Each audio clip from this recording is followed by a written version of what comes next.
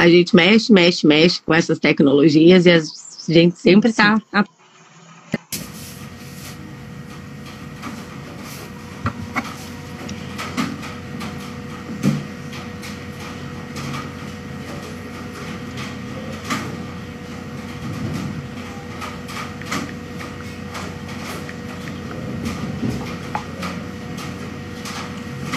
Boa noite, gente.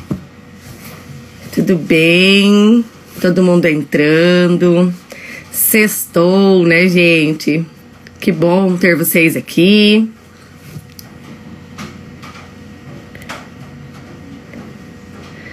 Vamos lá. Eu preciso achar aqui onde que eu... A Maria Esther, aperta ali embaixo. Aqui, achei o lugar do convite. Vamos lá. Convidei. Vamos. A gente mexe com essas tecnologias e a gente sempre está apanhando, né? Boa noite. Boa noite, bem? Maria Esther. Tudo bem, e você? Ai, que prazer conversar com você por aqui. Eu também. Estou muito feliz. Que bom. As pessoas estão entrando. Vamos esperar mais gente entrar aí para a gente começar, porque pelo que eu fiquei sabendo, as pessoas estão bem curiosas com a nossa live hoje. Nós aí em alusão ao Dia, né, Mundial da Conscientização do Autismo, semana, né, mês e assim por diante. Muito importante isso que nós vamos trazer hoje aqui.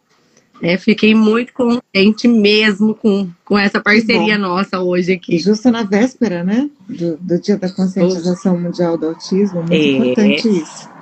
Fico muito feliz também de estar aqui com você. Muito importante. Que bom! Hoje nós vamos trazer um monte de informação para a galera aí, para todo mundo escutar, né? Ver que as coisas estão mudando. Até enquanto o pessoal está entrando, eu fiquei muito feliz com uma coisa que aconteceu, sabe? Aqui na cidade onde eu estou morando. Eu queria compartilhar contigo, justamente, que eu acho que, por ser também da área da educação, eu acho que é um sonho que a gente tem. A escola que minha filha estuda aqui, eles fizeram a semana toda, semana de conscientização do autismo. Todas as turmas trabalharam sobre o autismo, sobre as cores do autismo, fizeram painéis sobre o autismo.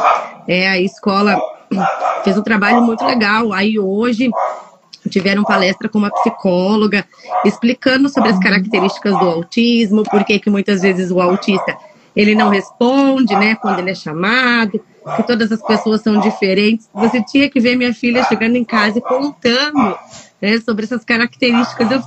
Eu falei, nossa, gente, estamos evoluindo no planeta, que coisa boa. Que bom. Muita gente não conhece, mas muita gente está começando a conhecer, né? Está se conscientizando. Isso é muito bom. Ai, que bom. Com certeza. A gente está trabalhando para isso também, né? Olha, já tem gente ali falando para nós. Boa noite, é a minha primeira vez aqui. Tenho muitas e muitas perguntas. Obrigada pelo conhecimento. Ixi, Maria Esther, vai vir um monte de perguntas pra gente por aí, né? Só que eu já vou avisar que nós vamos disputar, porque eu também tenho bastante pergunta para estar fazendo aqui. Espero que sejam as mesmas. Então, vamos lá, Maria Esther, né? Já estamos aí em 9 pessoas. Boa noite para todo mundo, gente. Como nós estávamos falando, nós tivemos a ideia de fazer essa live justamente para trazer informações, para trazer principalmente informações da questão dos adultos na fase, né, do autista na fase adulta. E eu gostaria que a Maria Esther se apresentasse aí, essa pessoa que tem um gabarito gigante de conhecimento, uma pessoa extremamente inteligente. Então, fica à vontade, Maria Esther, se apresente para as pessoas conhecerem. Quem não me conhece, né? O Luiz, Luiz entrou aí. Oi, Luiz, tudo bem? Então, eu sou Maria Esther Rodrigues, eu sou professora de Psicologia da Educação, né? Sou mestre e doutora em Psicologia da Educação, dou aula na UniOeste já há quase 27 anos, e a gente está aí numa luta diária, né, em relação a esse assunto. Oi, tudo bem? E essa é a primeira vez, né, que, assim, em relação ao meu currículo acadêmico, é só dar uma olhadinha no meu currículo Lattes que vocês ficam conhecendo, né?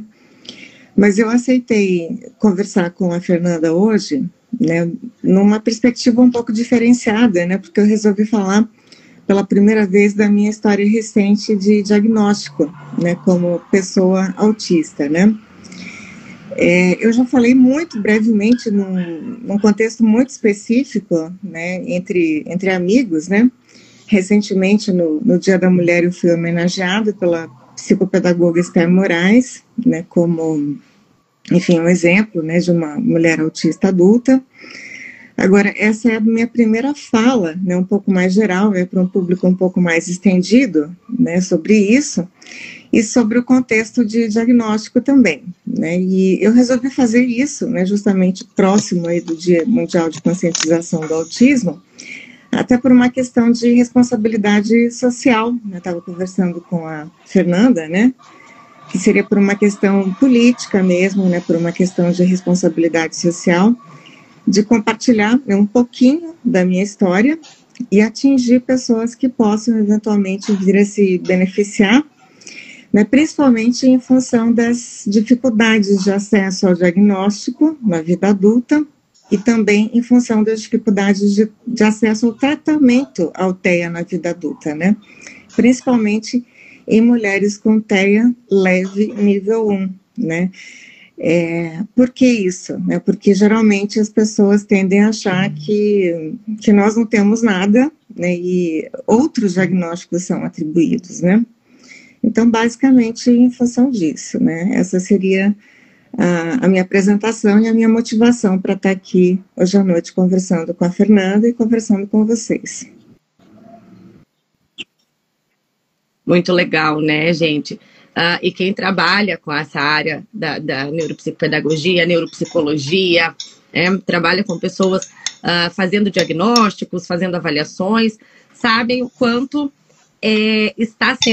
foi difícil, né, para Maria Esther falar, não, vamos lá, vamos conversar sobre mim, né, que não é uma coisa muito fácil de acontecer, né, Maria Esther? É mais fácil falar de um conteúdo do que falar de você mesma. Então, é uma superação que você está fazendo com você mesma nesse momento, né? Com certeza. A gente não tem o hábito de falar sobre a gente, né? A gente tem mais o hábito de falar sobre as características do autismo, sobre o transtorno, de maneira geral, numa perspectiva profissional, né? Mas a gente não fala sobre a gente mesmo, né?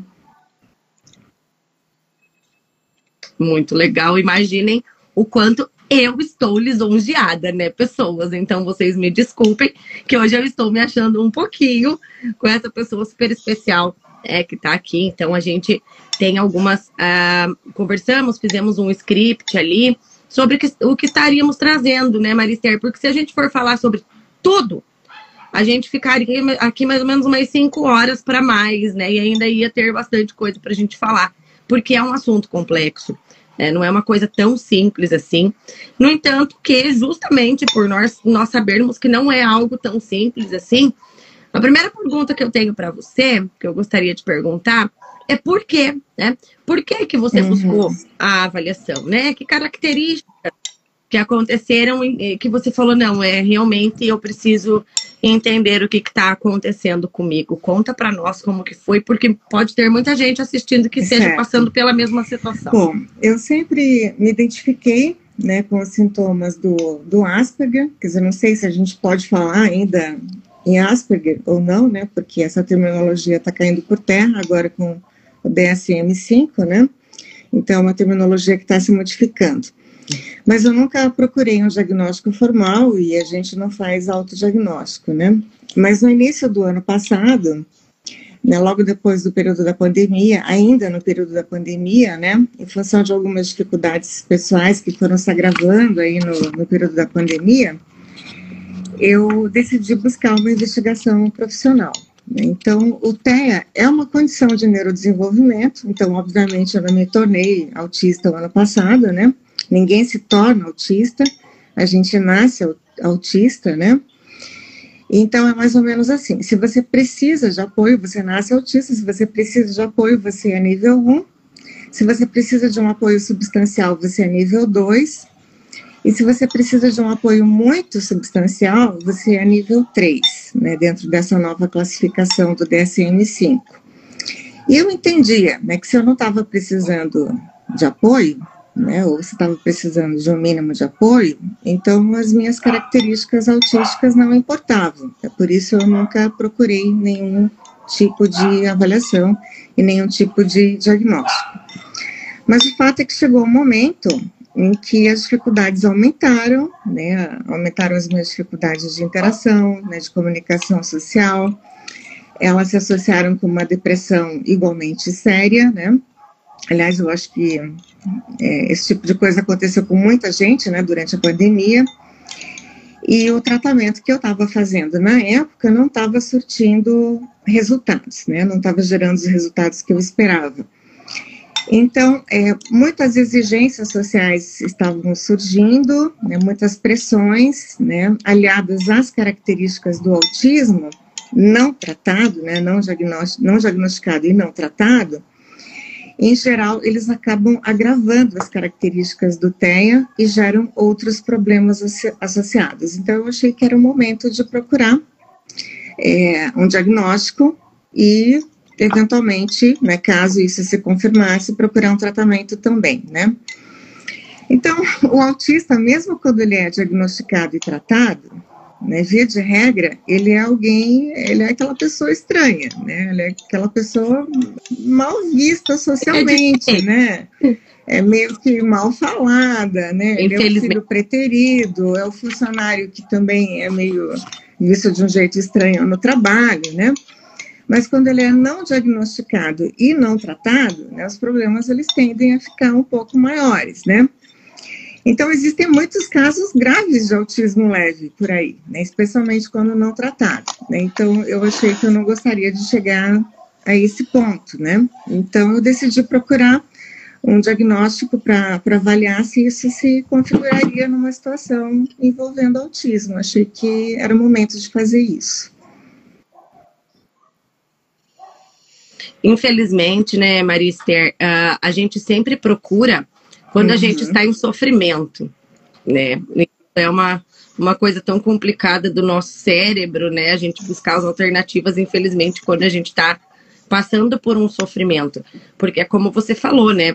O TEA não identificado, o TEA não tratado, a quantidade de comorbidades que vem junto, até por uma questão de não saber, o autista não saber lidar com as situações, então se cobrar, se olhar e falar por que eu ajo desse jeito, por que eu sou assim. Então a autoaceitação é uma coisa complicada, né? Então realmente a hora que chega num ponto de, olha, não tá dando mais, eu estou sofrendo e eu preciso entender o que está acontecendo comigo. E como que foi esse processo? Tiveram dificuldades nesse processo de diagnóstico?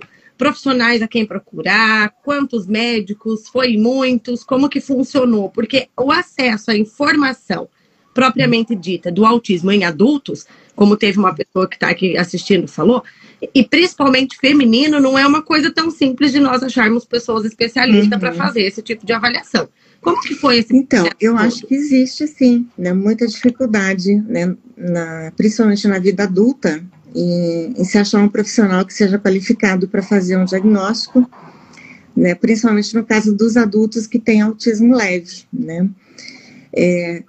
Quando a gente é da área, né, como é o meu caso, fica um pouco mais fácil, né, para conseguir encontrar esses profissionais, né, mas para a maioria das pessoas eu acredito que não seja nada fácil, né.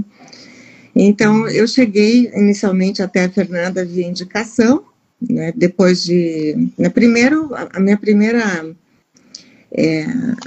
iniciativa foi marcar uma consulta com um neuropediatra, né, porque geralmente são os neuropediatras que tratam de autismo. Mas era um neuropediatra que tinha consulta para dali uns 8 ou 9 meses, né? Então ia demorar muito. Então, eu resolvi conversar, né, conversando com algumas pessoas, eu fiquei sabendo da Fernanda, que fazia essa avaliação neuropsicopedagógica, né, e daí eu fui conversando com ela, ela aplicava alguns testes que são considerados padrão ouro, né, no diagnóstico do TEA, como a DOS, como o Autism Spectrum Questionnaire, né, E como eu já conhecia, né, quais são os testes considerados padrão ouro, sabia que esses dois estavam entre esses padrão ouro, né, eu escolhi, então, a Fernanda como membro da equipe avaliativa, né, que não foi composta apenas pela Fernanda, mas também pela Fernanda, né. Então, é legal ter a Fernanda aqui, porque ela é a pessoa que me avaliou, né, ela realizou esse processo junto comigo, né.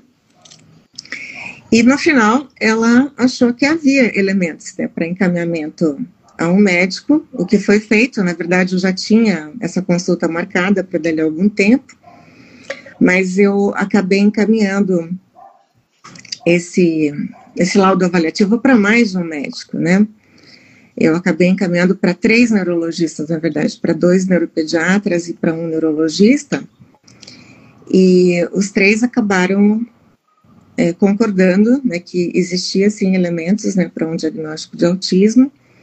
O meu psiquiatra, na ocasião, já era outro, né, porque conforme eu comentei com vocês, eu estava insatisfeita com o tratamento que eu estava tendo na ocasião, então eu já havia também mudado de psiquiatra, né, e então ele era diferente daquele que já vinha me tratando há algum tempo, com um diagnóstico completamente diferente de autismo, e ele acabou se tornando também a 4ª opinião médica, né, para diagnóstico de TEA.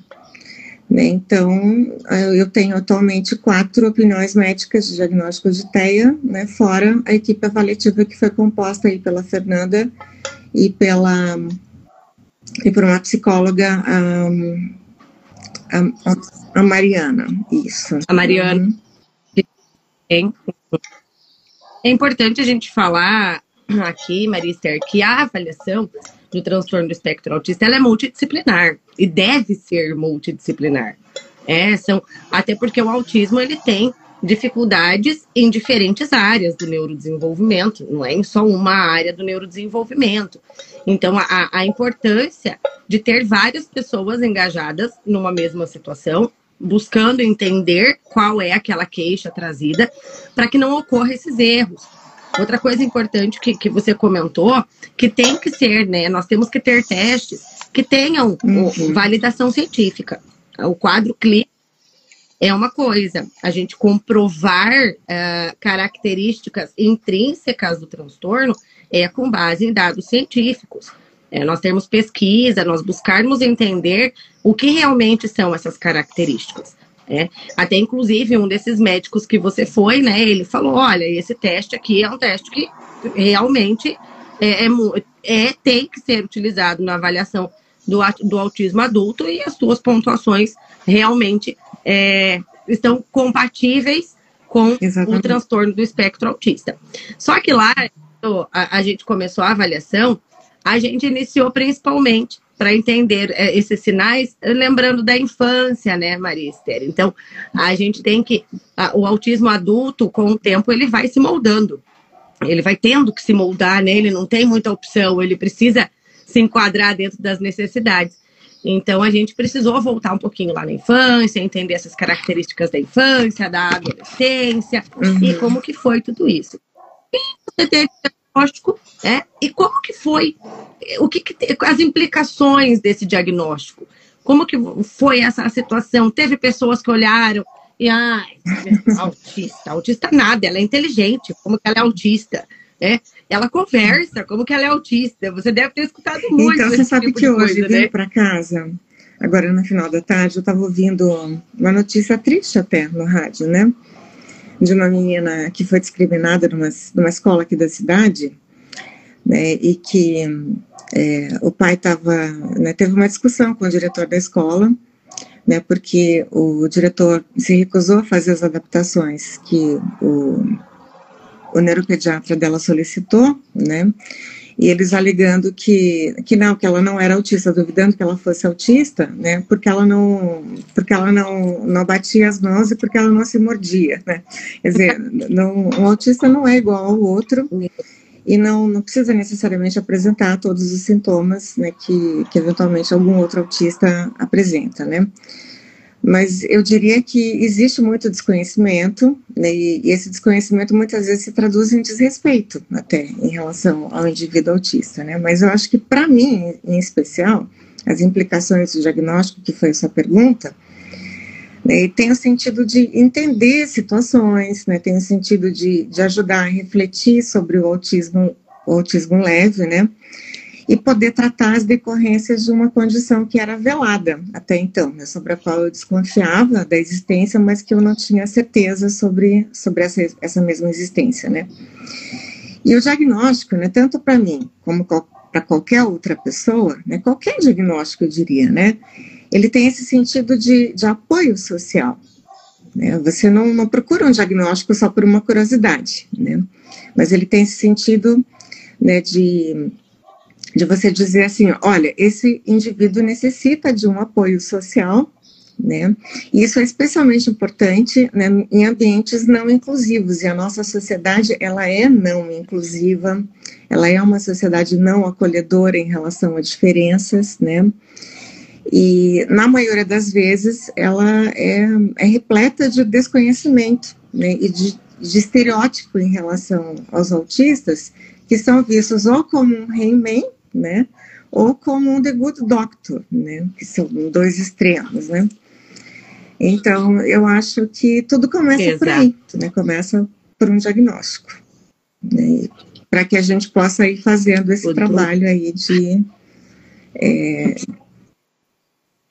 E o conhecimento, né, Maria Esther, a gente se conhecer e a gente parar e analisar situações que aconteceram lá na infância, na adolescência, enfim, e falar, olha, tirar uma culpa, né? Parece que tira assim um pedaço daquela culpa do desencaixe que acontecia.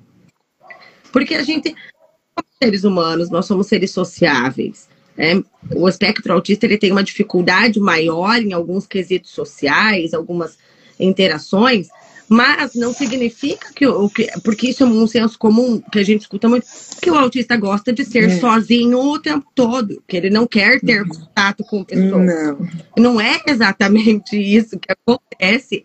E na infância, quando não, né, ainda mais não se sabendo o que acontece, há muito, né, essa discriminação do ficar isolada, do não participar, e isso traz uma frustração, e essa frustração vai crescendo junto com o crescimento até a vida adulta. Como que foi para ti essa parte da infância, essa parte da adolescência? Como que como era Maria Esther na infância, como era Maria Esther na adolescência? Eu posso falar um pouquinho disso, né? Mas antes eu só queria deixar claro que ter dificuldade em interação social não significa não gostar, né, de interagir, né? São duas coisas diferentes, né? Então, é bastante comum as pessoas, quando vão falar sobre o autista, dizer que ele não gosta de interagir, né, ou que ele não, enfim, que ele não gosta de pessoas em geral. Né, isso é uma concepção errônea a respeito do autista, né. Então, você ter dificuldade de interagir não significa que você não gosta de interagir com as pessoas ou que você não gosta de pessoas, né. Só que muitas vezes as interações, elas podem ser tão penosas, né, e as consequências podem ser tão aversivas, né, que pode acontecer com você que nem com um ratinho que leva choque, né, quando vai fazer alguma coisa. Você pode acabar se sentindo meio... você pode acabar ficando com medo de interagir, daí com isso você acaba evitando as interações. Isso pode acontecer, sim, né. Mas eu estudei, né, eu fiz graduação, eu fiz mestrado, eu fiz doutorado, eu tenho um filho, eu sou independente, né, eu tenho meu trabalho. Mas tem vários outros casos de autismo leve que não dão certo, entre aspas, né? Por quê? Muitas coisas podem favorecer ou não isso, né? E a principal delas eu acho que é a infância, é isso que você falou mesmo, né? A minha infância foi muito estimulada, né? Foi muito protegida, né? Eu era filha de uma professora, eu nasci numa família muito protetora, eu fui muito respeitada, eu fui muito amada, né? A minha família em si também era muito respeitada, então eu nunca fui sujeita, por exemplo, a bullying, né, ou coisas parecidas, embora eu não tivesse muitos amigos e muita vida social, né, nunca tive desde a infância, né. Eu sempre fui muito estudiosa, né, sempre fui hiperfocada em leitura, isso me trazia muita facilidade nos estudos, e também me trazia muita facilidade de interação com os professores, né, coisa que eu sempre tive, né, desde a infância até o meu doutorado, né. E disgrafia é uma coisa que eu tenho até hoje, né? Muitas pessoas não entendem a minha letra, incluindo eu mesma. Eu mesma não consigo entender algumas coisas que eu escrevo, né? Mas eu acho que a principal característica realmente é a questão da interação social, que é a principal característica do autista, né? É a principal característica do autista. Mas o que eu poderia falar, o que eu me lembro em relação à minha infância no momento, né? Seria isso. O autista de nível 1, a dificuldade social, a dificuldade comunicativa, ela se mascara, entre aspas, porque é que nem você falou, se destaca nos estudos, é uma boa aluna, é um bom aluno, não é um aluno que dá trabalho dentro da sala de aula.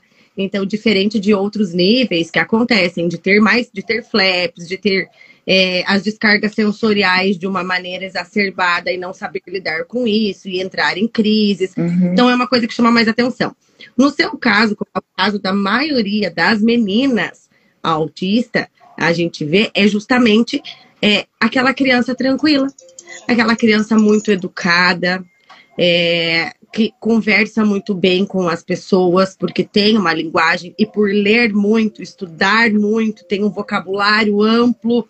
Então, todo mundo olha e fala, nossa, ela é muito inteligente. Alô? Então, porque ela é inteligente academicamente, ela não tem nenhum outro tipo de transtorno, porque ela é muito inteligente. E a gente tem que saber separar ali, né? O que é uma inteligência, parte acadêmica, estudos, hiperfocos, de uma questão de uma inteligência de saber lidar com a sociedade, uma inteligência social, o manejo, aquela coisa que a gente fala da malandragem, da ironia, do sarcasmo, que para quem tem o autismo isso se torna um pouco complicado. Isso demorou para eu conseguir desenvolver, né? Agora, livros, eu devorava toda a biblioteca da minha casa, todos os livros e tinha bastante, porque minha mãe era professora, meu pai também sempre gostou de ler, então tinha uma biblioteca razoável na minha casa, e eu posso dizer que eu li todos aqueles livros, alguns mais de uma vez. Ainda mais que você tinha o estímulo de ter uma biblioteca em casa. Então, aí sim que é o hiperfoco, né? E você sempre gostou de ler coisas sobre a área da psicologia. Você se interessou por isso desde pequenininha, Minha mãe era professora de psicologia, né? Então, isso foi crescendo junto com você. Uma coisa que eu lembro que a gente conversou, que eu também acho legal trazer, é na questão da adolescência, de ter que imitar comportamentos, para estar inserida dentro desse contexto. Como que foi para ti essa imitação de comportamento e você sofria internamente com isso, em ter que estar presente, mesmo que era algo que você não conseguia dar sentido, não tinha sentido para ti certas situações? Então, os autistas, eles funcionam muito à base de regras e de rotinas, né? E para interações sociais não existem, né? Não existiam naquela época regras para interações e continuam não existindo hoje, né? Hoje eu tenho mais experiência de vida, né? Mas na época eu não tinha, né? Então, não existia nenhum tipo de regra que fosse sofisticado bastante, né, para dar conta de uma realidade social que se tornava mais complexa a cada dia, né, quando eu entrei na adolescência. Então, era um universo muito desconhecido para mim, né? Então, por exemplo, uma amizade, né? Como é que deve ser a formação de uma amizade? Não existe uma regra para isso, né? Ou então, o que eu faço? Como ou então, que eu faço? Um namoro. Fica mais complicado ainda, né? Não existe nenhum tipo de regra fixa para isso, né? Então, para um autista, essas inúmeras possibilidades podem acabar se configurando num labirinto sem saída, né? Então, nas relações que são mais impessoais, tudo bem, né? Mas nas mais pessoais, tudo pode se transformar num caos, né? De um momento para o outro, né? E isso, em algumas situações, acaba persistindo até a vida adulta, né? Não vou dizer que não, né? Não vou dizer que muitas vezes a gente se encontra numa saia justa, né? Então, quantas vezes eu não achei, né, que eu estava me saindo super bem para depois descobrir que não, que eu estava mandando mal. Que eu estava indo numa direção contrária, né? Estava achando que estava tudo certinho, né? Mas estava indo na direção contrária, né? Então, né, para você ter uma ideia, a minha mãe me achava antissocial, né? Quando a mãe da gente acha isso sobre a gente, imagina o restante da humanidade. Imagine as outras pessoas como que lidam com conversar, com a troca de turno e assim por diante. Exatamente. Né? Porque... Então, eu nunca me senti parte de um grupo, né, completamente, né? Essa ausência de sentimento de pertencimento a um grupo sempre me acompanhou. Eu diria que, de uma certa forma, me acompanha até hoje. Mas para um autista isso não é necessariamente um incômodo, né? Pelo contrário, né? Por conta dos nossos hiperfocos, a gente não faz muita questão de sair de casa, né? A gente não faz muita questão de participar de grupos, porque a gente tem os nossos interesses são muito caros para nós, né? Então, né, aquilo que pode ser um sofrimento muito grande para outras pessoas, para nós acaba não sendo, né? A gente gosta de interações sociais, né? Mas até um certo ponto, né? Não a ponto de ter que deixar os nossos interesses para trás, né? E ter que nos engajar em outras atividades. Que é justamente o deixar de fazer o que dá prazer para fazer um social, né? Não faz sentido. Não faz sentido. Né? E como você falou, o cérebro do autista ele é muito lógico. Então, para ele, qual o sentido dele, ao invés de ele estar lendo um livro no qual ele, né, que é o seu hiperfoco, a leitura, dele estar lendo um livro? Eu conheço autistas adultos, por exemplo, que passam o sábado da tarde toda limpando os carrinhos de coleção. Então, para a maioria das pessoas, um adulto de 40 anos de idade, mais ou menos, passar um sábado inteiro limpando a coleção de carrinho, a maioria das pessoas vai falar, como assim? Né? Vai sair, vai conversar, vai beber alguma coisa. E eu lembro que ele falou assim para mim, mas por que eu tenho que sair, conversar e beber alguma coisa? Eu não posso? Qual que é o problema de eu ficar limpando os meus carrinhos? Então, é uma questão de fazer sentido, do cérebro achar sentido naquela situação. Agora, por exemplo, se é para sair, ou estudando roda, filosofia pragmatista, por exemplo. As pessoas... Quem é que fica o sábado à tarde estudando filosofia pragmatista e achando o máximo isso, né?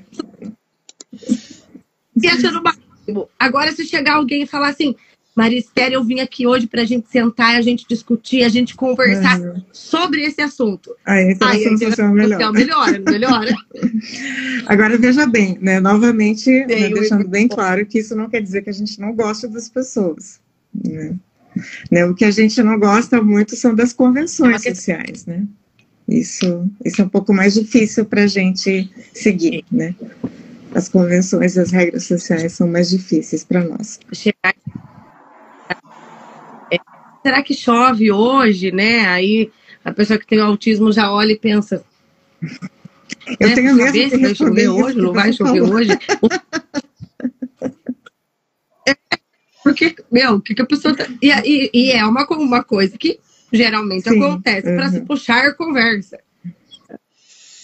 O autista não vê necessidade numa questão dessa, né? Tipo, eu não te conheço, não tem uma necessidade. Só que isso vai moldando, né? Vai mudando com o tempo, porque porque justamente volta naquela coisa lá da adolescência, né?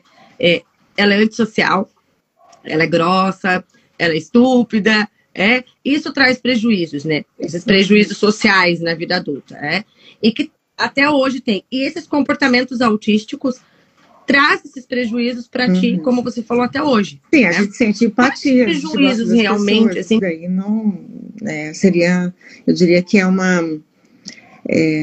visão errônea sobre o autista achar que ele não sente esses sentimentos, né? A gente escuta muito, né? O autista, ele é frio. O autista, ele não é frio. O autista, ele tem carinho normal, né? Só não precisa ficar beijando e abraçando o tempo todo para dizer que gosta de alguém. O autista, geralmente, ele demonstra o carinho pelas pessoas fazendo algo que seja útil para aquela pessoa também, porque ele vê uma forma de servir a uma pessoa que ele Exatamente. Só que esses... E o que você tem até hoje desses comportamentos autísticos que te trazem prejuízos que começaram lá na infância, passaram pela adolescência e então, na minha visão eu não faço nada de atípico, eu só fico na minha, né? Mas a visão das outras pessoas vai saber, né? Alguns podem me achar muito estranha. Dias atrás, por exemplo, eu me percebi numa fila de correio me balançando. Eu fiquei na fila de correio durante uns 30 minutos. Né? E eu me percebi no final, né, desse tempo, eu me percebi balançando, né, durante esses 30 minutos, ou seja, estereotipia. Né? Para as outras pessoas isso pode ser muito estranho. Para mim isso é tranquilo porque eu sou assim. É a minha característica, eu sou assim e ponto, né? Talvez a Fernanda possa falar, né, mais coisas sobre as minhas características autísticas do que eu mesma, mas eu espero que ela não faça isso de forma muito detalhada. Não. Que são éticas e ficam em segredinho. Questões sensoriais também, né, incomodam, né, relativas à luz, relativas a barulho, né, sempre estiveram presentes, né. Isso daí a gente tem que tomar cuidado, até para não desencadear uma crise sensorial, né, o que pode ser uma coisa bastante aversiva, né. E tem o discurso direto, né, e objetivo, né, que as pessoas costumam chamar de sincericídio, né, e que os neurotípicos não gostam, nem um pouco, né, as pessoas dizem que gostam de sinceridade, mas eu posso afirmar com certeza que elas realmente não gostam disso nem um pouco, né, e eu diria que essa é uma característica que as pessoas aceitam até com um pouco mais de facilidade nos homens, mas nas mulheres não aceitam nem um pouco. Nem um pouco, né? A nossa sociedade, ela realmente acha que as mulheres têm que ser, né, o menos diretas e o menos objetivas possível, né? E se elas forem, elas vão ser consideradas ainda mais estranhas que os homens. Né? Então, isso aumenta a cobrança por um comportamento típico das mulheres, especificamente, né? E talvez por isso as mulheres tenham mais tendência ao mascaramento, né, dos sintomas, não sei se sintoma seria a palavra mais adequada, né, mas talvez por isso as mulheres tenham mais tendência ao mascaramento das características neurotípicas, né, e isso produz, sim, muito desconforto, né, e produz sofrimento, sim, e eu acho que a sociedade, ela pega bastante pesado a esse respeito, né. Esse mascaramento, ele não é por vergonha, né, não é por vergonha das nossas características, eu acho que é por fuga e esquiva de possíveis consequências punitivas mesmo, né. E falar abertamente também, né, sobre a questão do autismo é pela mesma razão, também é por fuga e esquiva, né, de possíveis consequências punitivas.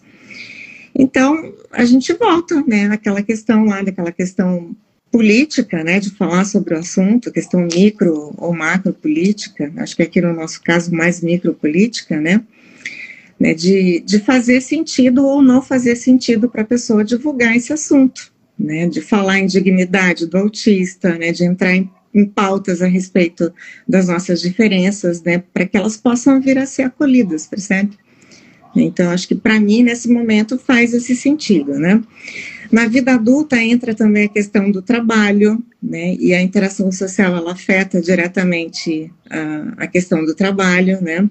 Então, se você tem escolhas políticas a respeito disso, né, se você escolhe falar a respeito do autismo, você favorece a disseminação de conhecimentos a respeito do autismo, né, e com isso você, né, pode favorecer a criação de acolhimento, né, dos autistas nos seus trabalhos, né, dos poucos que conseguem trabalhos, porque 80% de nós não está trabalhando, né, tem essa estatística a esse respeito, né. Alguns dizem que não é uma estatística muito correta, porque não existe ainda no Brasil, o IBGE ainda não fez um mapeamento, né, muito abrangente a respeito dos autistas no Brasil, né. Então, né, quanto mais a gente fala a respeito, mais a gente favorece o acolhimento dos autistas também nas suas posições de trabalho e da permanência nas suas posições, né, porque se a gente esconde essa situação, a gente, né, enfim, né, deixa as coisas sempre como estão, né? Então, acho muito importante a gente discutir, né, o autismo em geral, né, o autismo leve, né, tido quase que como um não autismo, né, mas falar sobre autismo em geral mesmo, falar sobre todos os tipos de autismo, né, desde aquele que necessita de um emprego apoiado, né, até os autistas mais leves, né, que não necessitam de emprego apoiado, como seria o meu caso também, né. O leve, né, a gente sabe que não é tão leve assim. É uma questão realmente de mascarar as situações. Você falou, a mulher, ela já nasce com... Quando ela sai da barriga da mãe, ela já nasce com... Tem que ser boazinha, queridinha, tem que ficar de comidinha, de cuidar do nenezinho. E assim, então... Aí o menino não. O menino, ele faz o que ele quiser. Ele quer correr, ele corre. Ele quer pular, ele pula. Ele quer jogar bola, ele joga. Então, isso favorece muito esse mascaramento, né? E essa imitação de comportamento que traz desconforto para quem tem o autismo. Isso é uma coisa bem... bem complicada. E que nem você falou, informação. Muita informação. Está aumentando muito o conhecimento das pessoas. Graças às disseminações de informação.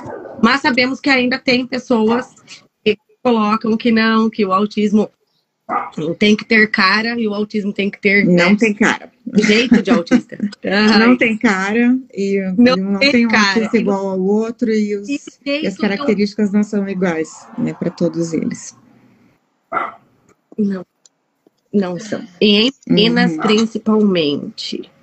Em adultas, então, muito mais, né? E aí veio, né, todas essas informações, foi feita todas as avaliações. E como que foi?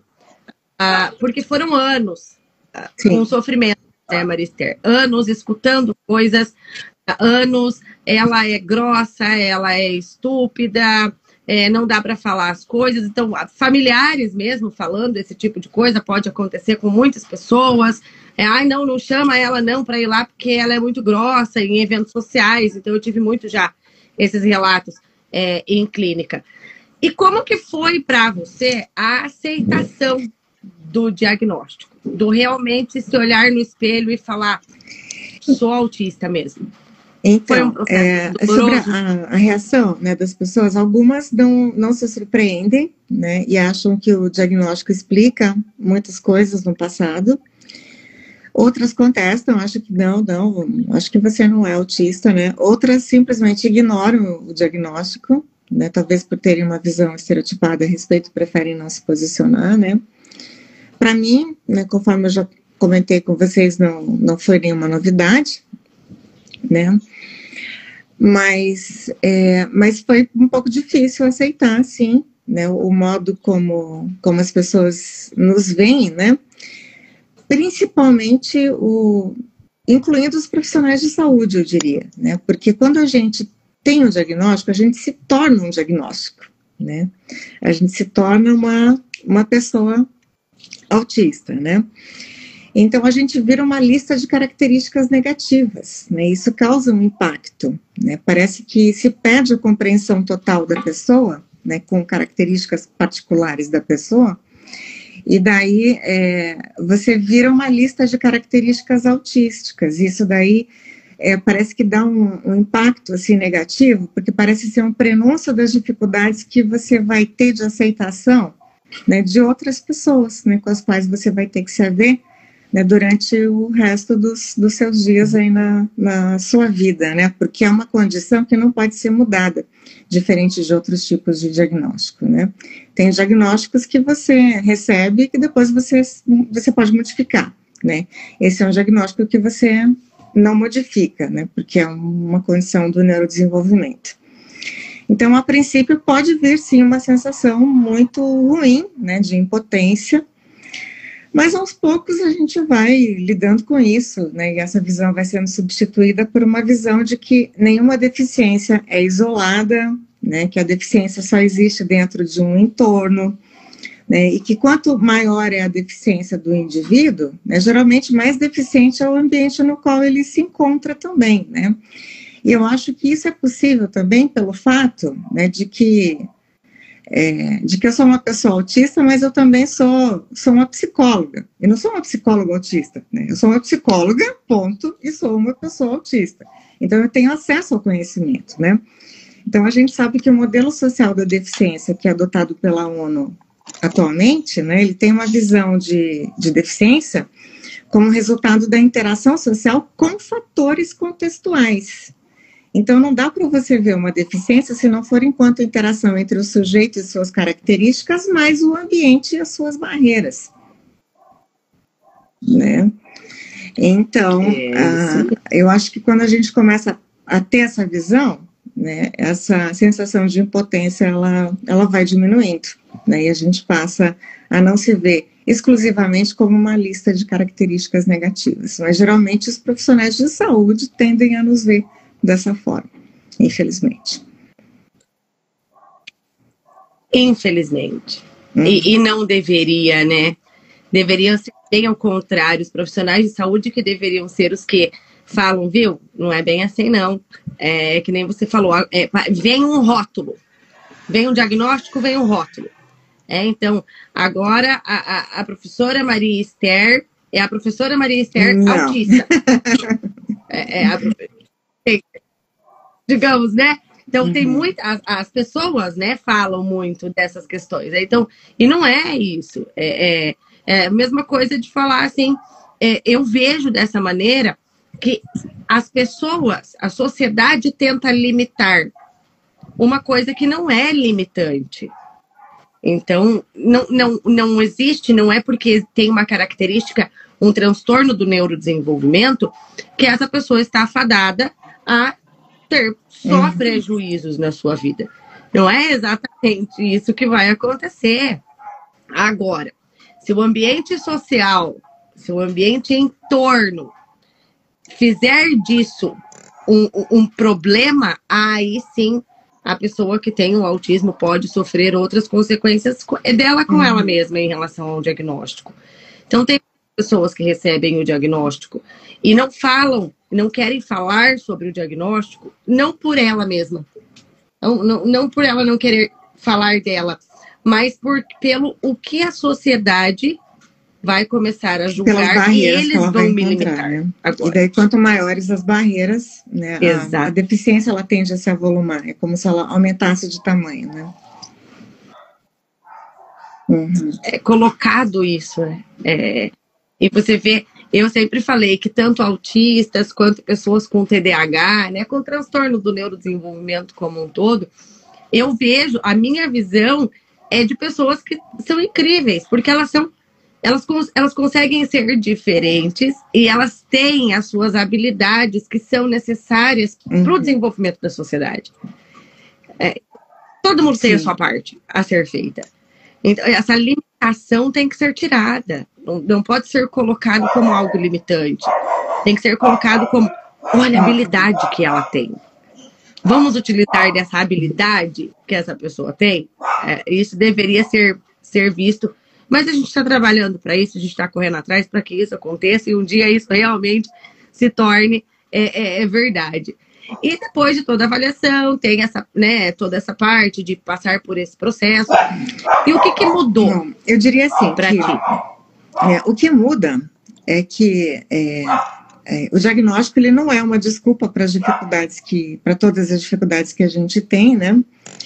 Mas quando você tem um diagnóstico, né, você consegue identificar com mais facilidade as dificuldades que existem e você consegue avançar em relação a elas progressivamente.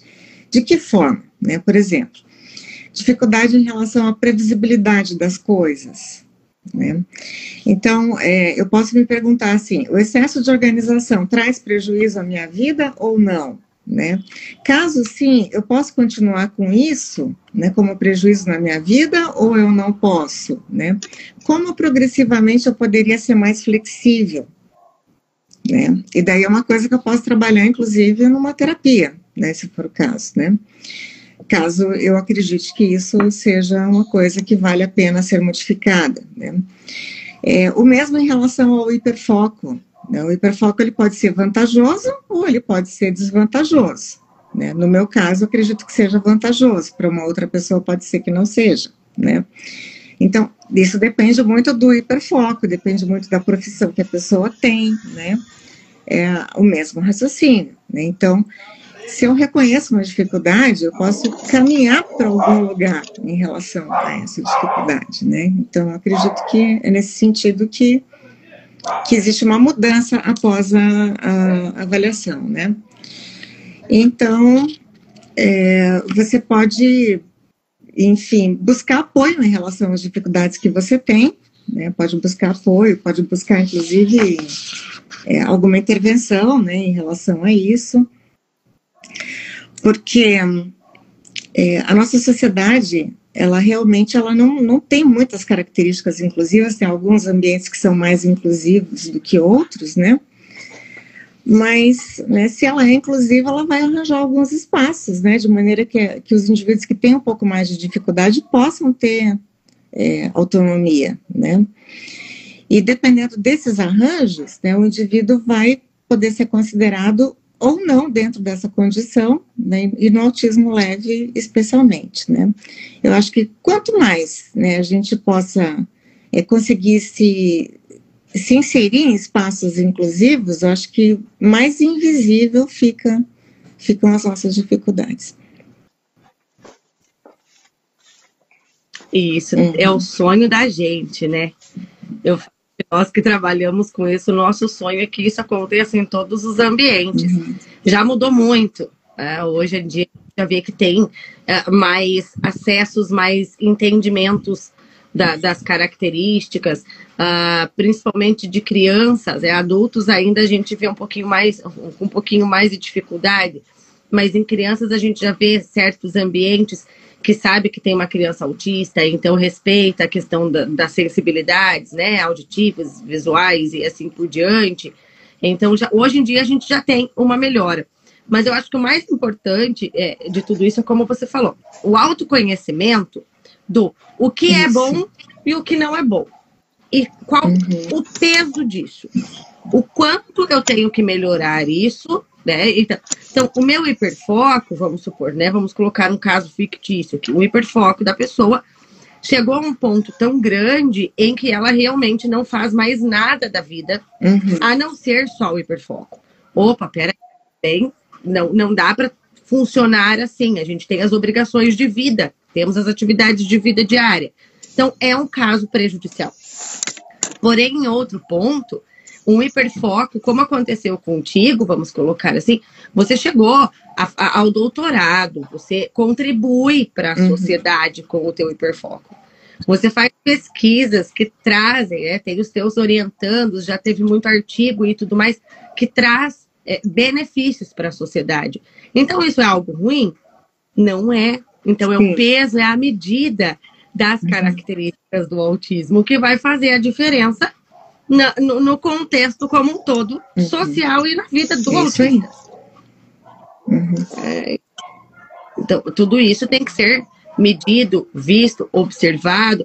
Essa questão que você comentou do balanço de corpo é uma questão natural do teu corpo, é uma autorregulação que a gente chama. Você estava num ambiente barulhento, um monte de gente, tem descargas sensoriais ali acontecendo, então alguma coisa tem que ser feito para que não tenha, que não aconteça algo pior, né? Normalmente uma as crise estereotipias, elas incomodam mais as outras pessoas do que o próprio autista, né?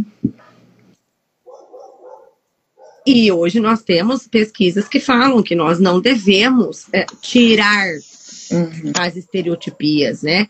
Nós temos que saber ensinar, digamos assim, a utilizar essas estereotipias, mas não retirar. Porque é uma maneira, o organismo da pessoa, ela precisa e a gente tem que respeitar. Agora, alguém vê isso e fala, nossa, você tá vendo? Olha o tipo ali, ó. Né? Já vem com palavras pejorativas e tudo mais relacionado a isso. Pegando o TDAH, e é a mesma coisa, né? TDAH, gente, vocês tinham que ver eu avaliando, eu e a Maria Esther das nossas sessões, ela calma desse jeito que vocês estão vendo, tranquila. Eu não conseguia ficar mais que 2 segundos na mesma posição, me mexendo na cadeira, e eu me mexia, e eu falava, e ela serena ali, calma, esperando eu toda.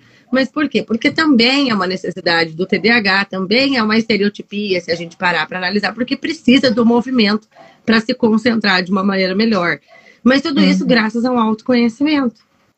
Né? Esse autoconhecimento, você pode dizer que te fez bem entender tudo isso. Sim, hoje você lida melhor com isso. Faz terapia também, né? Hoje, a terapia é sempre importante, ó, pessoal. E isso é uma coisa extremamente importante. Só em terapias que a gente realmente consegue dar caminhos, né, para as nossas, digamos, características, vamos colocar assim, né? E o diagnóstico trouxe essas vantagens de autoconhecimento para você, né? Mais alguma vantagem que você tenha visto do diagnóstico, além dessas questões de autoconhecimento? Quais vantagens você percebeu? Porque pode ter muita gente assistindo agora, pessoas assistindo falando, tá, mas eu vou atrás, vou fazer a avaliação, né? Vai me ajudar em quê? Que vantagem eu vou ter com isso? Lembrando que os autistas têm uma questão de entendimento, tem que fazer sentido para eles as atitudes, digamos assim. Assim, o que eu poderia dizer para as pessoas que acham que podem ser autistas, mas que ainda não procuraram uma avaliação, seria isso? Quais vantagens, né, que você percebeu? Porque as pessoas vão se identificar com as suas vantagens, isso eu tenho certeza, sabe? Quais as vantagens que você percebeu ali com esse diagnóstico, mesmo que tardio? Acho que a principal vantagem é você procurar um tratamento que seja adequado para o seu diagnóstico, né? Essa é a principal vantagem. Né? Mas aí você tem que fazer um diagnóstico que seja um diagnóstico, né, conduzido, né, de uma maneira tecnicamente correta, e você tem que procurar também uma terapia, não qualquer terapia, mas tem que ser uma terapia que seja apropriada, né, para um autista adulto, no caso você seja um autista adulto, né? E é importante que vocês saibam que não é qualquer profissional que está preparado nem para fazer a avaliação e nem para fazer o tratamento, né, de autistas adultos. Aliás, para autistas crianças também não, né? É necessário que sejam profissionais especializados, né, tanto para a avaliação quanto para o tratamento. É importante. As pessoas precisam entender que vai sim ter vantagens, né? Vai sim trazer benefícios, mesmo que seja tardio, mesmo que o diagnóstico seja tardio. Não tem problema que o diagnóstico seja tardio. Nunca é tarde, na verdade, para a gente aprender, para a gente melhorar, para a gente se autoconhecer. O diagnóstico ele não é recreativo. Eu falo. Ele não é recreativo, né? Por exemplo, se você acha que você provavelmente é autista, né, você faz um processo diagnóstico, né? Não quer dizer que você seja, né? Pode ser que você não seja, né? Por quê? Porque existe assim um fenótipo ampliado de autismo, né? Que não é uma condição de 8 ou 80, né? Ele os traços autísticos, eles podem estar organizados de diferentes formas, né? Tem um psicólogo chamado Simon Baron-Cohen, que ele organizou uma escala que vai de 1 a 50 traços, e ninguém tem 0 traços ou 50 traços nessa escala, que é a escala Autism Spectrum Quotient. Então, na população em geral, se você aplicar essa escala, né, a população média vai estar lá com uns 25 traços nessa escala, ou seja, todo mundo vai ter alguns traços de autismo, né? Mas o que é que vai determinar se você vai estar numa condição chamada TEA, que é o transtorno do espectro autista? É o quanto para frente você vai estar nessa escala. Você não precisa ter os 50 traços de autismo ali, né? Então é isso que vai justificar um diagnóstico. E também a quantidade de prejuízo, né, que você vai ter na sua qualidade de vida, né, a ponto de você precisar de um diagnóstico ou não. Então as pessoas vão começar a ser diagnosticadas por volta dos 32 traços, por exemplo. Uma pessoa com 25 traços não ainda não se justifica um diagnóstico, né? Então, quando a pessoa está ali no limítrofe, né, está entre os 25 e os 32, mas que ainda não é suficiente para diagnosticar, né, pode acontecer, por exemplo, dela ir num especialista mesmo, experiente no diagnóstico, né, de ir em 2 ou 3 especialistas e de um dizer que sim e o outro não. Né, pode acontecer isso, né, pode acontecer esse tipo de discordância aí. Então, na verdade, né, o que vai bater um martelo aí nessa fronteira é a noção do apoio, aquilo que eu falei lá no início da nossa live, né? Ou seja, você está precisando de apoio ou não está? Né? Está precisando de apoio, está precisando de muito apoio, né? Está precisando de mais apoio, menos apoio, né? Então, o diagnóstico, gente, é uma coisa complicada, né? Não é só preencher escala, não é só responder teste, envolve muitas coisas, envolve principalmente essa compreensão da necessidade de apoio que a pessoa esteja necessitando naquele momento, da quantidade de apoio que ela esteja necessitando, né? Então, não é só, tem que compreender cada uma das questões que estão sendo feitas, né? E também a compreensão global do processo inteiro, né? Você pode marcar quantas escalas você quiser, porque isso não é fazer avaliação diagnóstica, né? Então, fez o diagnóstico, chegou à conclusão que pode estar indicando aí a existência de autismo. Parou por aí? Também não. Né? Isso é só o começo da história. Começou, né? O começo da história. Então, no caso do autismo leve, né, o que você tem que fazer depois disso? Né? Depois disso, você tem que fazer principalmente treino de habilidades sociais. Né? O tratamento e que é dolorido, do né? autismo leve é isso daí, é treino de habilidades sociais. A palavra treino pode causar um certo impacto, né? Mas é que na literatura está como treino mesmo, né? Eu faço com a Jasmine Reigota, né, que é especialista em autismo. Ela atende via online, ela é de Londrina, faço em molde de psicoterapia mesmo. Né, mas também dá para fazer usando o protocolo de treinamento de habilidades sociais em grupo, né, ou individualmente. Então, é a partir de uma avaliação que você vai escolher qual é o tipo de tratamento que você vai fazer. Né? Então, né, por que fazer treinamento de habilidades sociais? Né? Por conta daquilo que eu comentei com vocês antes, porque as situações sociais são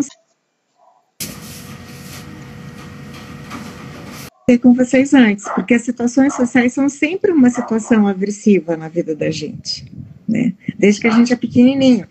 Então, a situação aversiva acaba se tornando uma situação... situação social se torna uma situação aversiva condicionada na vida da gente, né?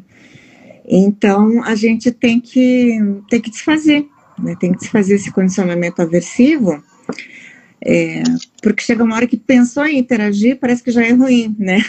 Então, tem que desfazer aí essa condição aversiva, né? Tem que desfazer esse conflito e tem que reaprender a interagir socialmente, né? E tem que tratar, né? A principal vantagem, na verdade, é evitar, né, tratar as dificuldades que já existem e evitar, né, problemas maiores que possam vir a existir no futuro, caso realmente exista um diagnóstico, né? Porque pode ser que no momento você esteja bem, né, mas pode ser que no futuro alguma comorbidade venha a se associar, né? E as comorbidades, algumas delas podem ser graves, né? Por exemplo, né, não sei se vocês sabem, mas a taxa de suicídio entre os autistas leves é de 4 a 9 vezes maior do que a de um indivíduo típico, por exemplo, né?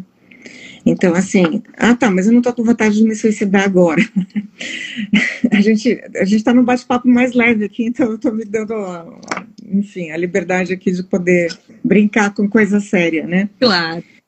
Mas eu acho muito grave um autismo não diagnosticado e não tratado, né, no sentido de que ele pode, eventualmente, em um dado momento, se tornar, gerar uma comorbidade mais grave como essa. Né? E eu já vi pessoas, já conheci, né? Já tive paciente de avaliação também, que infelizmente, quando chegou para a avaliação, estava neste ponto. Então, já tinha tentado, já tinha feito várias tentativas de suicídio, já tinha ido para o hospital psiquiátrico para ficar internado, porque ele já estava tentando contra a própria vida, né? Então, ele estava em risco. E tudo por uma questão de não saber quem era, não se encaixar, não sempre se cobrar, as pessoas falarem coisas também, porque a gente fala, é muito falado que o autista ele tem uma dificuldade com essa questão da comunicação, de comunicar realmente o que quer, e às vezes usa as palavras erradas, mas as pessoas típicas também fazem isso. E daí, para o autista, principalmente, porque as pessoas típicas fazem isso de uma maneira brincando, né? Aquela brincadeirinha dos típicos, né? Do tipo, nossa, que depressivo. Ai, você é muito depressivo. Mas tentando fazer de uma maneira irônica e sarcástica. E o autista, automaticamente, ele leva, ele tem dificuldade em entender que é um sarcasmo e uma ironia, e ele leva aquilo como realmente isso está acontecendo comigo. Então, eu sou depressivo. E daí eu sou depressivo, eu sou depressivo, eu sou depressivo, e as coisas podem vir a piorar e chegar realmente num ponto desse. Então, não é só quem tem o autismo que fala as coisas sem pensar, entre aspas. Os típicos também falam, só que os típicos falam numa malandragem em que não é visto como algo ruim. Então, eu falo a sociedade, na verdade, ela é muito irônica. A sociedade, ela tem essa dificuldade também de comunicar, e o autista essa dificuldade de entender essa parte toda irônica da sociedade. E isso vai trazendo os prejuízos. E isso vai vindo, que nem você falou, o quanto o diagnóstico do autismo, ele é a porta de entrada de uma melhora de qualidade de vida. Ele não é o fim, ele é a luzinha que começa a acender para falar, olha, esse caminho aqui vai dar mais certo para você. Então, por isso, o tratamento é de extrema importância que seja feito. Só que sempre de acordo com o tamanho do prejuízo. Sim. O quanto sofre, o quanto traz de sofrimento. E em mulheres, na vida adulta, o maior prejuízo é, sim, em homens também na vida adulta, o maior prejuízo é na questão social, da interação social. Por isso, o treinamento de interação social.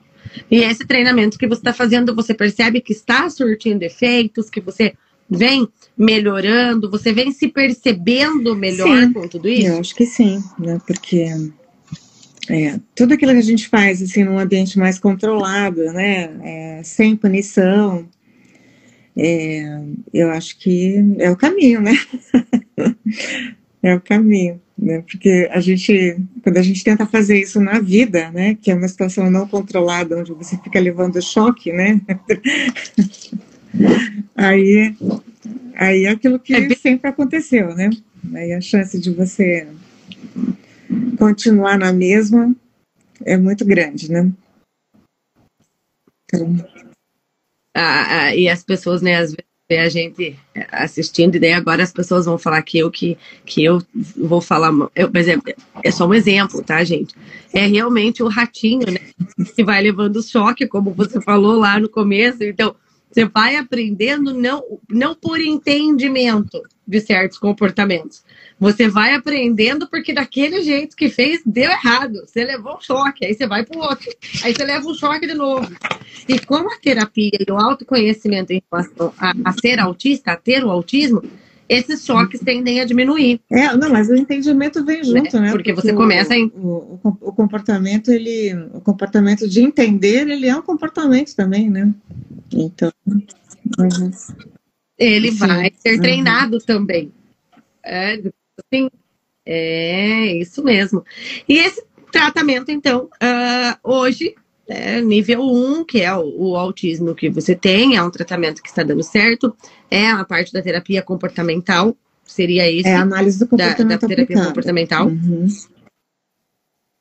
E isso eu acho importante você estar falando, até porque também é o teu domínio acadêmico, o porquê que é importante, que dentro, não estava no nosso script, mas agora eu tirei da previsibilidade, mas vamos lá, porque é uma curiosidade, o porquê que é esse o tratamento indicado, tá? Para quem tem o transtorno do espectro autista, e não a psicanálise ou as outras terapias alternativas que nós temos por aí. Existem várias pesquisas, né? Principalmente em língua inglesa, né? No Brasil a gente tem também algumas coisas, né? Mas tem traduzido também para o português, né? Mas tem eu diria assim que a maior parte dos tratamentos, né, que já produziu evidências científicas, né, de eficácia, né, para o tratamento do autismo, deficiência intelectual também, né, e incluindo o tratamento de autismo de adultos, é tratamento baseado em ABA, né, que é Applied Behavior Analysis. Traduzindo para o português, é a análise aplicada do comportamento. Então, tem uma... Eu não vou me lembrar aqui agora, gente, quem foi que escreveu isso daí, mas eu posso te passar depois uma bibliografia, né, para você deixar à disposição aí dos seus leitores, né, que é uma espécie de relatório, né, produzido pelo órgão competente americano, né, onde tem todas as práticas que produzem evidências em relação ao tratamento do autismo, né, são várias, e a maior parte delas é baseada em ABA. E realmente, principalmente, né, com adultos, eu já li algumas coisas, a gente sabe disso, mas com crianças, que é o que eu mais acompanho na clínica de tratamento, é justamente a que dá resultados mais rápidos, mais eficazes e num tempo menor considerável. Porque quando a gente pensa aí na questão do autismo precoce, quanto antes, né, no autismo como um todo, quanto antes melhor o tratamento. Quanto melhor o desenvolvimento dessas habilidades necessárias. Por causa das podas neuronais, né? E menos sofrimento. Por causa das podas neuronais. Né? Se a gente deixa passar as podas neuronais, aí o cérebro, ele mata os neurônios que são responsáveis por habilidades muito importantes, né? E que depois o cérebro ele não dá conta, né, de suprir mais tarde, né? Então, se você não está desenvolvendo linguagem, por exemplo, o cérebro entende que aquelas células responsáveis pela linguagem, elas não são importantes. E ele mata as células responsáveis pelo desenvolvimento da linguagem. Né? Com isso, muitas crianças ficam impossibilitadas de desenvolverem linguagem, né, pelo resto da vida. Se tornam autistas não verbais. Né? Então, o cérebro ele passa por pelo menos 2 podas neuronais, né, na infância. Então, quanto antes for feito o diagnóstico, quanto antes se iniciar a intervenção, né, melhor. Então, no caso do autismo, eu diria que em relação a vários outros transtornos, aquela célebre frase de que cada um tem o seu tempo é uma frase extremamente perigosa, é uma frase da qual a gente tem que fugir com todas as forças. Nós sabemos que nós temos ali dentro dos marcos do desenvolvimento, isso é legal as pessoas entenderem, não é que existe uma data exata, mas existe como que eu posso dizer, me ajuda aí, Maricel, com a palavra, que da ciência, né? Também. Existe, por exemplo, as aproximadas, então precisa já tem que ter a linguagem desenvolvida, né? Então, é claro que uma criança ela pode ter a linguagem desenvolvida um pouco antes dos 4 anos, né? Pode ter um pouquinho, né? Um pouco depois já vai ser considerado um atraso considerável, né? Então, existem várias habilidades que são consideradas assim, existem várias escalas do desenvolvimento aí que já foram produzidas, né? E que a gente pode ir acompanhando. Então, muita coisa pode ser adquirida um pouco antes ou um pouco depois, né? Agora, tem alguns marcos do desenvolvimento que, se não forem atingidos em determinadas idades, é sinal de que alguma coisa errada está acontecendo com o desenvolvimento da criança, né? E é sério, e é bem sério. Eu estava vendo um caso esses dias atrás, a criança, né, conversava, assim, nunca foi de conversar muito, sabe, de um desenvolvimento de linguagem já com um pouco de atraso, e entre esses períodos nesse período de poda neural, realmente o cérebro dela não deu a importância o suficiente para essa linguagem, e ela parou de falar. Então, parou de falar. Então, aí as pessoas, meu Deus, o que pode ter acontecido? O que aconteceu com essa criança? E tudo mais. Então, assim, não teve aquilo, voltando numa frase que eu falei várias vezes hoje já, não teve importância aquilo. O cérebro não deu importância para aquela situação. Para ele não estava sendo muito utilizado, não estava tendo uma repetição, essa bainha de mielina ali não estava sendo fortificada, não tinha essa repetição de estímulos, e essa criança perdeu a habilidade de fala. Então, agora é todo um trabalho para iniciar um tratamento, só que agora a gente já está numa questão de comunicação mais levada para uma comunicação alternativa. Então, retornar esse desenvolvimento todo é uma coisa que, infelizmente, se torna um pouco mais difícil. Não impossível, porque nós sabemos a neuroplasticidade, mas se torna um processo complicado. Mas, enfim, a última pergunta é para você, porque daqui a pouco, né, já estamos aqui 1h15, vamos lá. A gente sabe também, Marister, que existe uma questão de valores para chegar a uma avaliação. O Sistema Único de Saúde não disponibiliza esse tipo de ajuda ainda, o que esperamos que as políticas públicas venham a trazer isso para toda a sociedade, mas, né, algumas pessoas sabem que é importante e conseguem. Há um benefício importante, mesmo que o custo, né, em questão de custo e benefício, como que você vê isso, você que passou já por profissionais, e tudo que já foi feito. O que você tem para dizer em relação a isso para as pessoas? Olha, isso aí é uma coisa que depende muito de cada um, depende das possibilidades financeiras de cada um, né? É uma decisão muito pessoal e que depende das possibilidades de cada um. Assim, em relação a valer a pena, para mim, valeu a pena, né? Eu tive condições, né, de acessar, né, todo esse processo aí, né, não só em relação à avaliação inicial, mas em relação também ao segmento do processo, né, em relação ao tratamento também, em relação à laudação médica.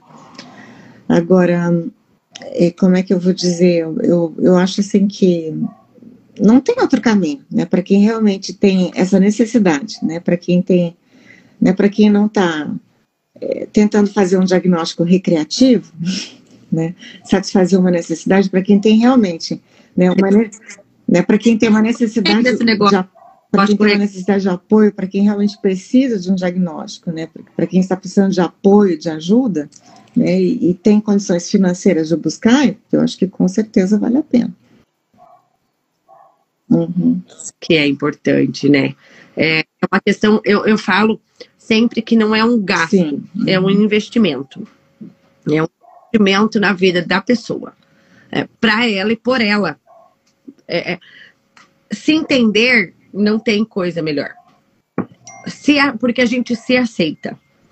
E a gente se frustra menos com a opinião dos outros. Eu acho que isso também é uma coisa que é importante.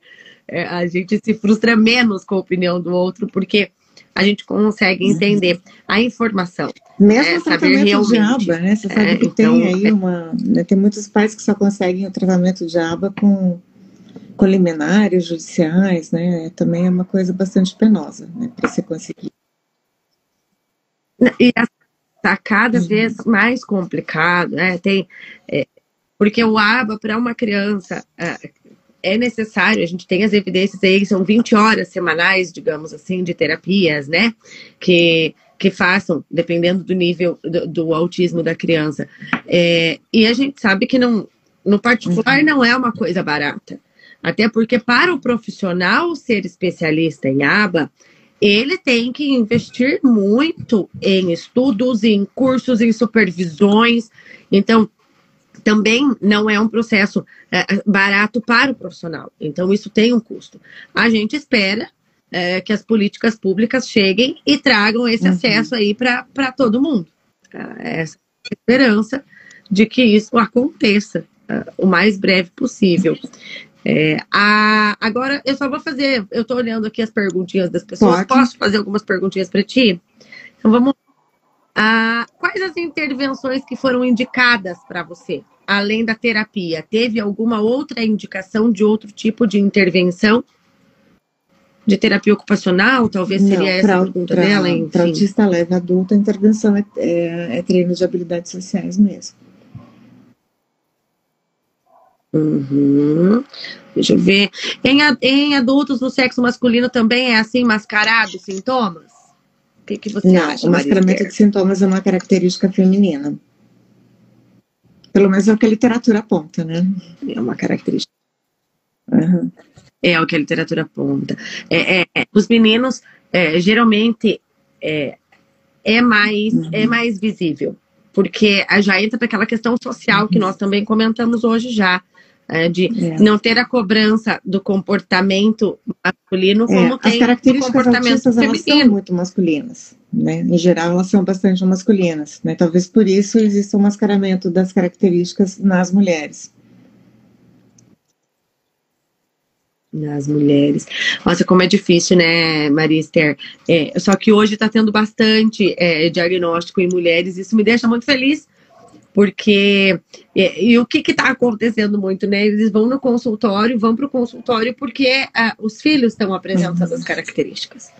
Aí a gente começa a conversar e fazer a anamnese, levantar as características. Aí a mãe ou o pai mesmo olha e fala, mas eu era assim. Eu sempre fui assim. Eu sempre fiz isso. Eu também não consigo manter. É muito comum só que ao mesmo tempo é libertador para os pais, mesmo que os pais não passem pelo processo de avaliação, podemos dizer assim, porque está passando pelo processo de avaliação dos filhos, eles estudam sobre isso, entendem sobre isso, eles se percebem, então eles se aceitam. É um processo bonito, é um processo doloroso no começo, todos passam por essa dorzinha ali de aceitação, mas que depois as coisas fluem, vão melhorando ali, Teve um monte de gente que mandou aqui, falando que você é um grande exemplo, Maria Esther, que você é maravilhosa. Muito interessante conhecer a sua história em relação ao diagnóstico do TEA. Esther, muito generoso da sua parte compartilhar conosco. Concordo com você, Luiz. É uma coisa, assim, muito, muito legal que está acontecendo. Teve beijos, teve o diagnóstico adequado e libertador, realmente. E olha, gente, foi imenso. A Gisele também, eu conheço a Gisele, conheço o Luiz.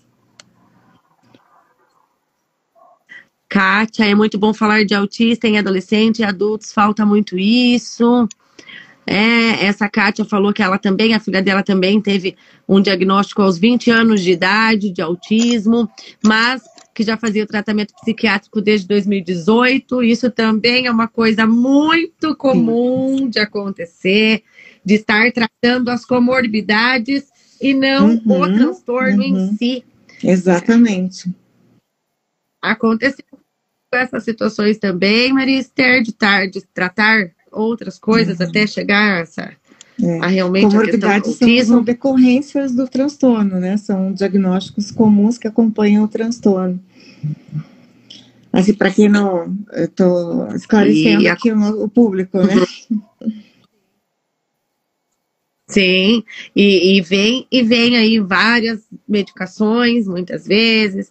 Então, vai mascarando, às vezes, em alguns momentos mais ainda, certas características, ou causando outros problemas nesse meio do caminho por causa de medicações. Por isso que a gente volta a bater na tecla que o importante é a avaliação, é o diagnóstico correto, para que tenha, sim, um encaminhamento correto.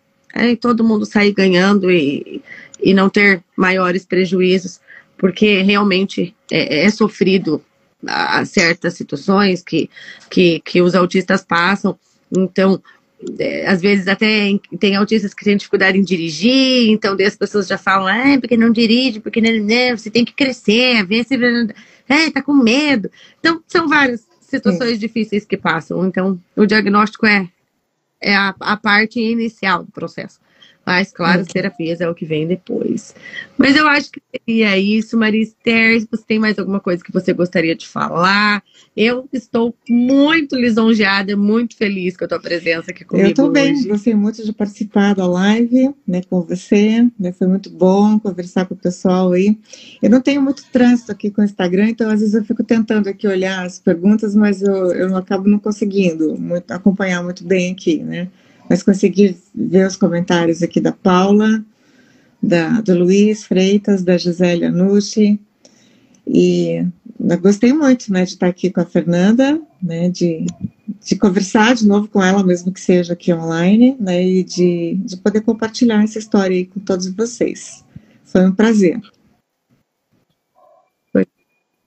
Foi muito bom. Mas assim, ó, não pense que você vai se livrar de mim, porque eu vou trazer você mais vezes para vir conversar comigo, tá, bonita? Não acha que não, que ó, você sabe, tá?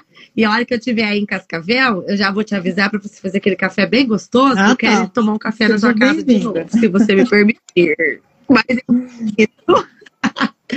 Maria Esther, muito obrigada. Mais uma vez foi um imenso prazer.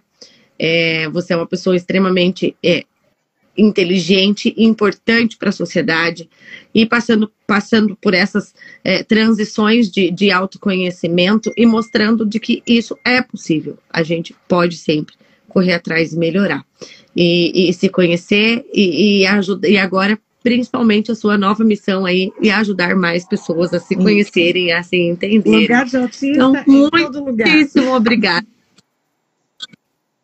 Lugar de autista em todo lugar. E amanhã, Mundial de Conscientização do Autista. Mundial da Conscientização. Isso mesmo. Então, quem assistiu a live, compartilha ela também, manda para as pessoas essas informações e vamos fazer com que o autismo chegue para toda a população e seja realmente reconhecido e principalmente respeitado nas suas particularidades. Seria isso. Boa noite. Boa noite, Maria Esther. Tenha um ótimo dia, tá? Um beijo, gente. Muito obrigada pela presença de vocês e nos vemos na próxima live. Até mais.